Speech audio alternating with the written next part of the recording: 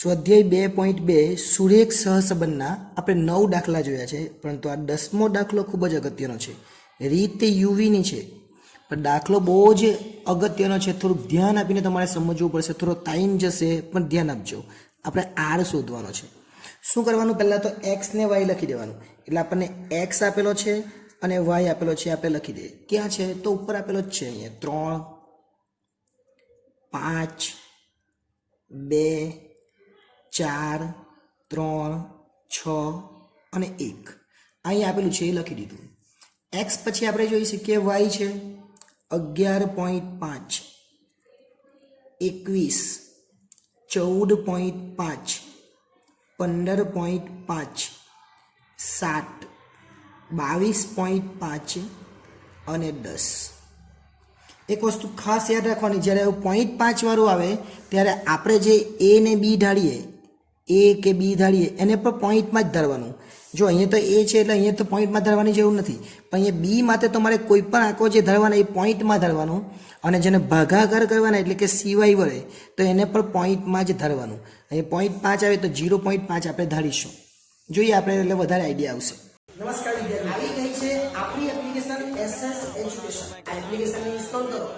હવે થશે એકાઉન્ટ અને સ્ટેટનો દર દૂર. મળશે સંપૂર્ણ પાયાથી શિક્ષણ. બધા જ પ્રશ્નો, બધા જ સ્વાધ્યાય અને બોર્ડમાં પૂછાયેલા દાખલાનો સમાવેશ એક જ કોર્સમાં ફક્ત ₹499. તો કોર્સને પરચેસ કરી આ એપ્લિકેશનનો લાભ મેળવો. વધુ માહિતી માટે એસએસ એજ્યુકેશન એપ્લિકેશનને વિઝિટ કરી શકો છો. પહેલાં અહીંયા લખવાનું સિગ્મા એક્સ. રકમ આપણને મળી ગઈ ને, એટલે અહીંયા લખીશું સિગ્મા એક્સ અને અહીંયા લખીશું સિગ્મા વાય. સિગ્મા એક્સ એટલે કે સરવાળો અને સિગ્મા વાય એટલે કે વાયનો સરવાળો. એક્સનો સરવાળો કેટલો થાય? તો એક્સનો સરવાળો આપણે કરીએ 3, 5, 2, 4, 3, 6 અને 1. એટલે એનો ટોટલ સરવાળો કરવા જાય તો સરવાળો કેટલો થાય? તો સરવાળો થાય 24. ત્યાર પછી 11.5, 21, 14.5, 15.5, 7, 22.5 ને 10. એનો ટોટલ સરવાળો થાય 102. આટલું થઈ જાય એટલે આપણે શું કરવાનું? પહેલાં એક્સ બાર અને વાય બાર શોધવાનો, અને પોઈન્ટમાં આવે કે ચેક કરવાનો. તો પહેલાં અહીંયા આપણે શોધીએ એક્સ બાર એટલે કે સિગ્મા એક્સના છેદમાં એન, અને વાય બાર એટલે કે સિગ્મા વાયના છેદમાં એન. અને પછી આના પરથી નક્કી થશે કઈ રીત તે. સિગ્મા એક્સ એટલે 24 અને એન કેટલા? તો 1, 2, 3, 4, 5, 6 અને 7. એટલે બંનેમાં 7 જ લખવાના છે, એટલે અહીં ભાગાકારમાં 7 લખવાના. વાય બાર એટલે 102 છેદમાં 7.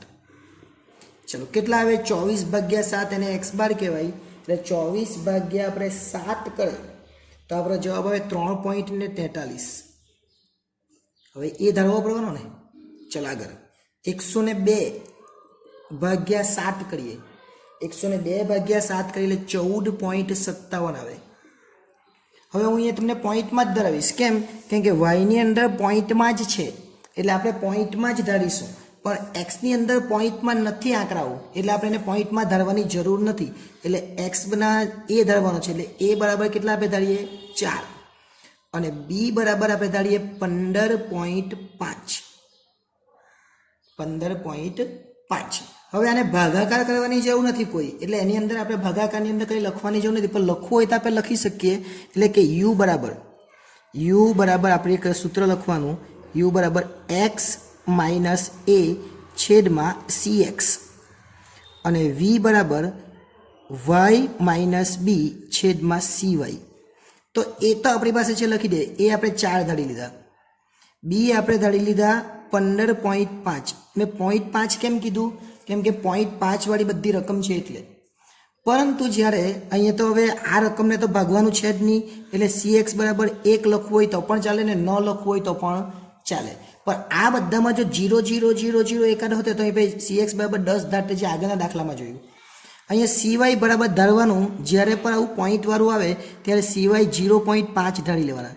કેટલા ધારવાના? 0.5. એટલે દાખલામાં કોઈ મુશ્કેલી થાય નહીં. બસ આટલું કરવાનું એટલે દાખલો પૂરો આવે. જો કેવી રીતના તે પહેલાં એક્સ માઇનસ એ એટલે 3માંથી 4 જાય તો -1, અને ભાગ્યા તો 1 જ કરવાનું છે, એટલે કંઈ કરવાની જરૂર નથી.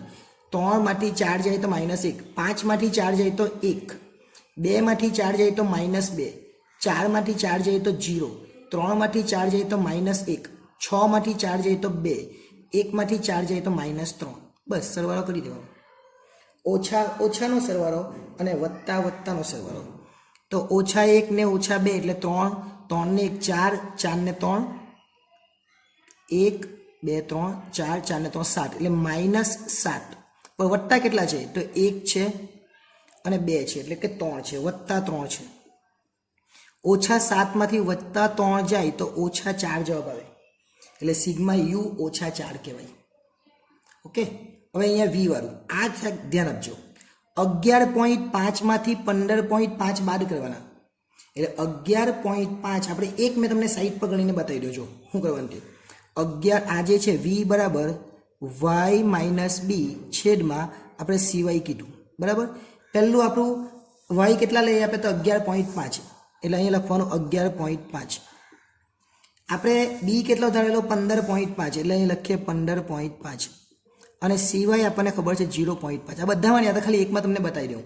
11માંથી 15 છે જો તે પોઈન્ટ ગણે તો વાંધો નહીં, એટલે 11.5માંથી 15.5 જાય તો 4 આવે અને ભાગ્યા 0.5, એટલે 4 ભાગ્યા 0.5 એટલે 8 આવે.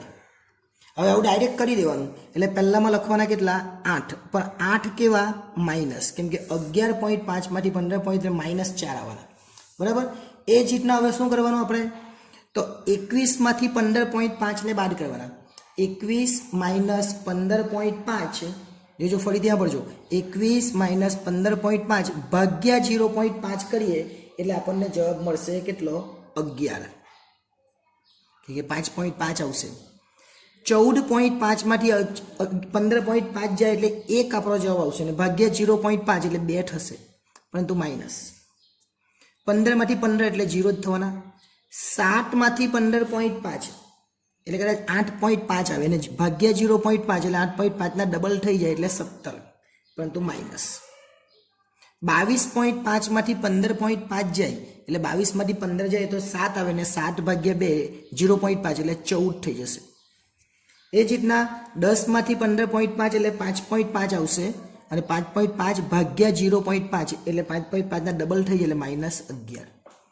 આ શું કર્યું એ સમજવા માટે આ એકવાર જોઈ લેજો એટલે વધારે આઈડિયા આવી જશે. હવે બધું શોધાઈ જાય પછી આપણે યુવી કરવાનું, એટલે એ લખવાનું યુવી, એટલે આ બંનેનો ગુણાકાર. હવે દાખલો એકદમ ઇઝી, પણ આ જોઈ લે આપણે કેટલા માઇનસ છે. 8 ને 2 10, 10 ને 17, 17 ને 1 8, 2 10, 27, 28, 28 ને 38 -38 છે અને વત્તા કેટલા છે 11, 11 ને 14 એટલે 25 છે, એટલે એ લખવાના 25 વત્તા, એટલે 25 એટલે આમાં કેટલા આવે તો 8માંથી 5 જાય તો 3 ને 3માંથી 2 જાય તો 1 એટલે -13 આવે. હવે યુવી કરી દે. યુવી કેવી રીતના કરવાનું, 1નો ગુણાકાર 8 સાથે એટલે 8 પણ ઓછા ઓછા વત્તા, 11 × 1 11, 2 × 4 બંને ઓછા એટલે વત્તા 0, 17 × 17, 14 × 28 ને 11 × 33. કેટલું ઇઝી થઈ જાય જો. પણ પહેલાં તમે યુવી સારી રીતે શોધી શકો તો, એટલે યુવીને શોધવાનો પ્રયત્ન કરવાનો બરાબર. ચાલો બધાનો ગુણાકાર થઈ ગયા. હવે શું કરવાનું આપણે એનો સરવાળો કરી દે. 8, 11, 4, 0, 17, 28 ને 33 એનો સરવાળો થાય 101. પછી પહેલા પદનો વર્ગ ને બીજા પદનો વર્ગ. પહેલો પદ એટલે યુનો વર્ગ અને બીજું પદ એટલે વીનો વર્ગ. એટલે યુનો વર્ગ ને વીનો વર્ગ આપણે સાથે જ શીખ્યા, પછી બી આ બંનેનું સાથે કરતા જે 1નો વર્ગ 1, 8નો વર્ગ 64, 1નો વર્ગ 1, 11નો વર્ગ 121, 2નો વર્ગ 4, 2નો વર્ગ 4, 0નો વર્ગ 0, 0નો વર્ગ 0, 1નો વર્ગ 1 અને 17નો વર્ગ 289 થાય.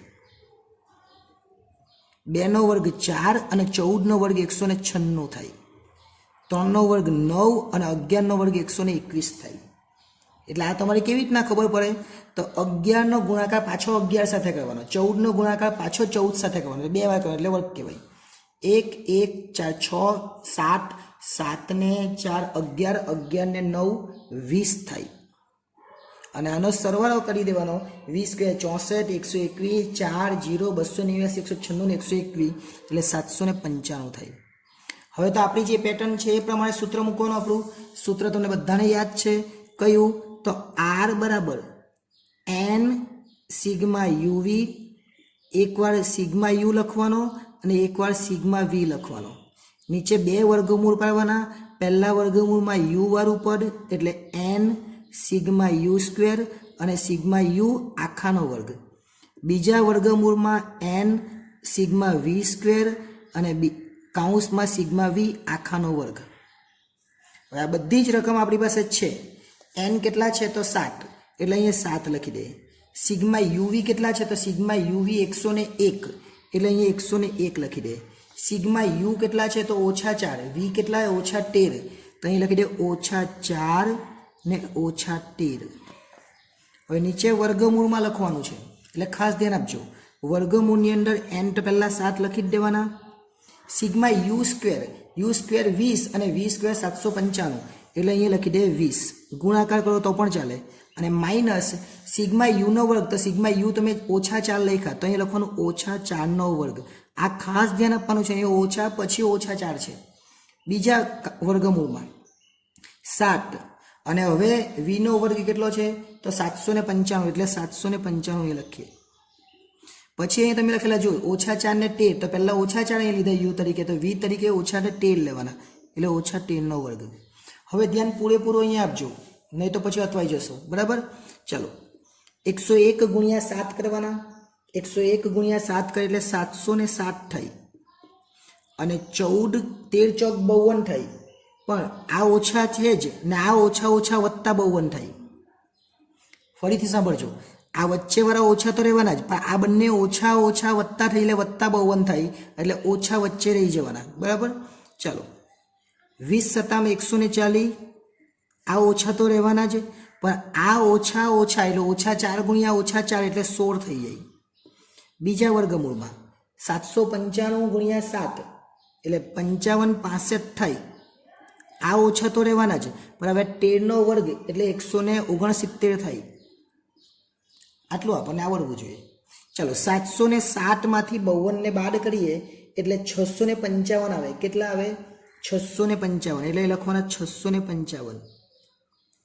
અહીંયા કેટલા વર્ગમૂળ વધવાના 140 માંથી 16 જાય તો 124 વર્ગમૂળમાં વધે.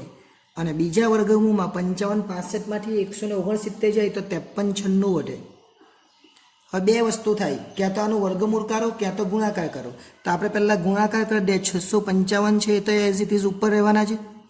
આ નીચે બંનેનો ગુણાકાર કરી દેવાનો અને ગુણાકાર કરીએ એટલે 669104 આવે. એટલે લખવાનો વર્ગમૂળમાં 669104. આ રીતે બોલે તો વધારે સારું હોય. નહીં તો 6,69,104 બોલે તો પણ વાંધો નથી મને, પણ બબ્બે આંકડા બોલવાના જેથી કરીને તમને યાદ રાખવામાં મજા આવે. હવે શું કરવાનું, 669104 છે એનું વર્ગમૂળ કાઢીએ એટલે 817 આવે. પરંતુ બાજુમાં જે આંકડા આપેલા લખી દેવાના 99 આપેલા છે. હવે ભાગાકાર કરવાનો એટલે જવાબ છેલ્લો આવી જાય 0.80 અને એને કહેવાય આર. આર એટલે કે સહસંબંધાંક અને 0.80 એટલે ધન સહસંબંધ કહેવાય. શું કહેવાય, ધન સહસંબંધ. પણ પૂરેપૂરો એક નથી આવ્યો એટલે એને અંશતઃ કહેવાય અથવા આંશિક પણ કહેવાય. અંશતઃ લખવું હોય તો અંશતઃ પણ લખાય અને આંશિક લખવું હોય તો આંશિક પણ લખાય. જો પૂછેલું હોય તો આપણે લખવાનું. એટલે આ રીતે આ દાખલો પર એકદમ સરળતાથી કરી શકાય. પરંતુ કેવી રીતે આ શોધેલું છે એ ખાસ ધ્યાન આપજો. યુ કેવી રીતના આવ્યો અને વી કેવી રીતના આવ્યો, નહીં તો અટવાઈ જશો એ પાક્કું. એટલે જ્યારે પણ પોઈન્ટ આવે ત્યારે પોઈન્ટમાં ધરવાનું ને 0.5 વડે ભાગી કરવાનું એટલે દાખલો પૂરો થઈ જાય. નેક્સ્ટ ટાઈમ જ્યારે મળીશું ત્યારે એક બીજો દાખલો છે જે દાખલો છે 11 નંબર દાખલો એ જોઈશું. આભાર.